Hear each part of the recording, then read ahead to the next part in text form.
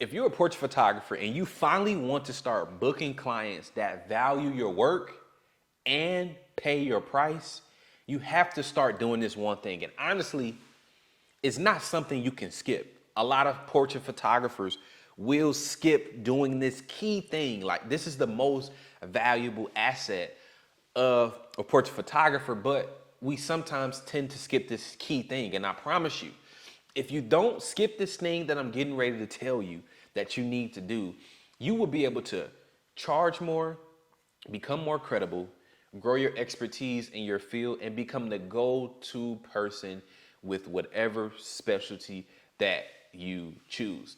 And honestly, I want to tell you, most portrait photographers think you can just go out and shoot, but that is actually the wrong thing to do. The correct thing to do is you need to build a solid portfolio. Now, so you won't make this crucial mistake, I want to give you the first 3 questions, because it's not just about going out and just taking photos, right? You need to be able to build your portfolio with intention, because everything you do needs to be intentional. And if it's not intentional, you're not going to hit your goal or your target. But make sure you remember that being intentional is going to lead to disruption, because disruption always follows intention. So that you won't make this crucial mistake, here are the 3 questions you need to answer so you can lay the foundation for your $1 million portfolio. What's going on, portrait photographers? I am Jalen Jet Dorsey Mitchell, and I am a business coach for portrait photographers who are interested in shooting less and making more so they can have more time to spend with the people they love the most, doing the things they love the most. And today, I'm going to be telling you the top 3 questions, the big 3 that you need to answer in order to build a portfolio that gets you booked and makes clients value your work. Now, I want to give you the formula. It's literally so simple. It's called the big 3.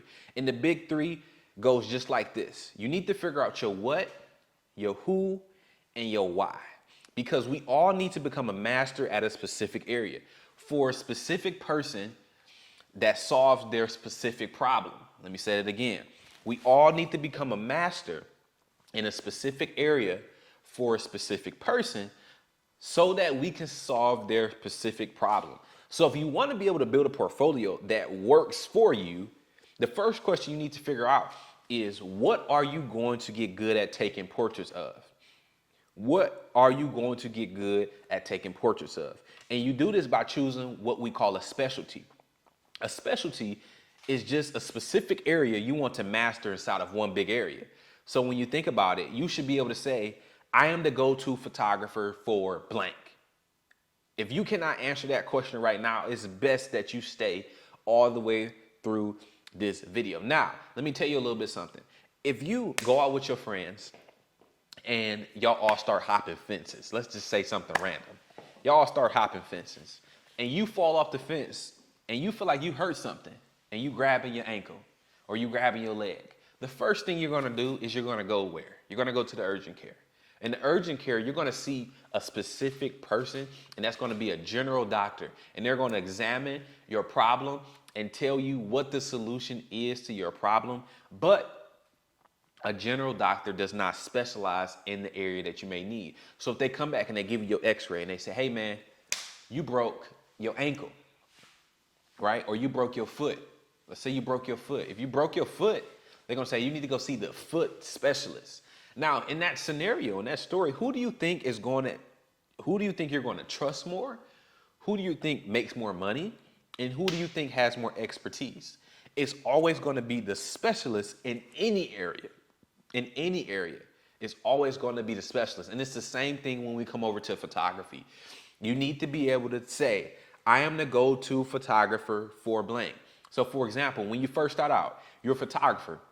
And in this case, you choose a specialty inside of photography, maybe portraits, maybe pets. But since I'm a portrait coach, let's talk about portraits. And where you see the real money come in is on level 3. And right when I say level 3, I have this thing that I created called the niche ladder. First, you're a photographer.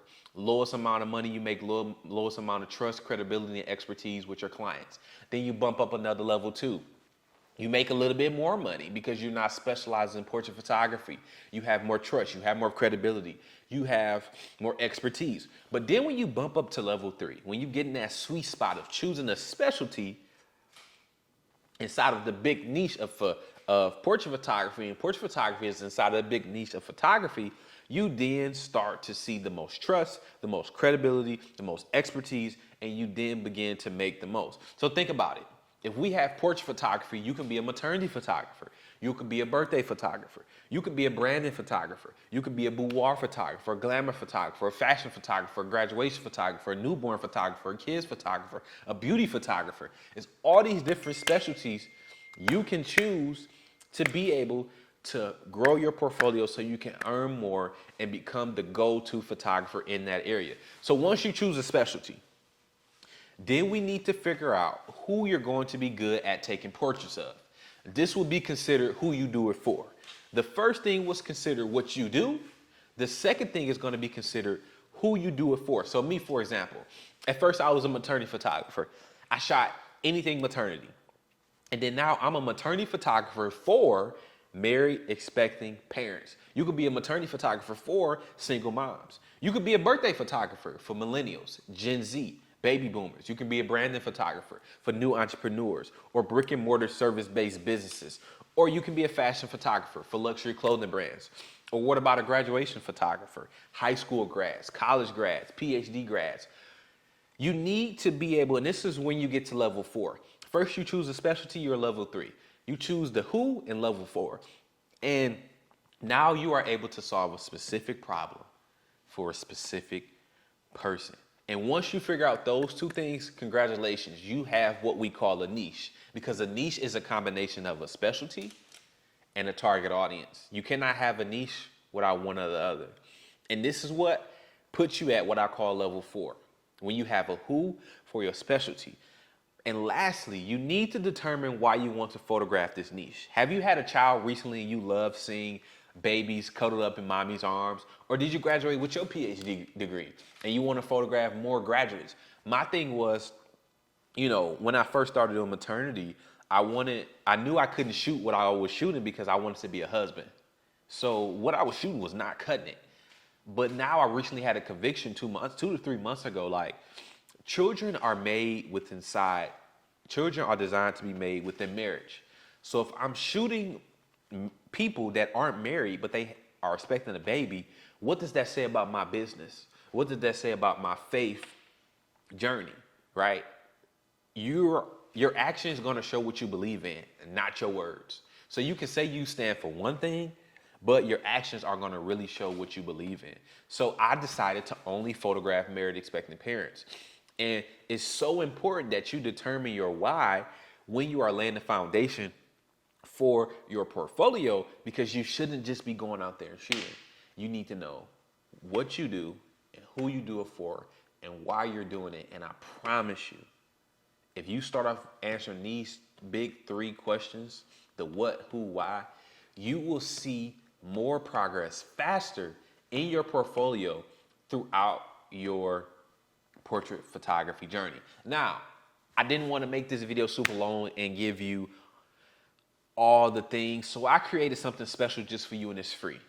There are 4 more things you need to answer in order to lay the foundation for your portrait photography business before you take one photo. And I give them to you in my free portfolio building roadmap.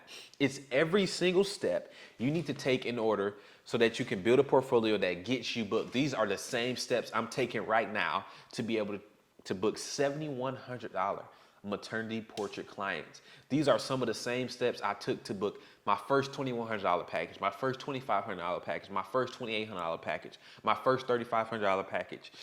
And these are the steps that you need to take in order to intentionally build a portfolio that does the work for you, gets you booked, and allows you to support your family so you can have more time to do the things you love with the people you love the most. Just click the link below. Tell me where to send it to, and I'm going to send it to you instantly. You're going to get instant access to the free copy of the Portfolio Building Roadmap. Once again, my name is Jalen Jet Dorsey Mitchell. I am your business coach for portrait photographers. Until next time.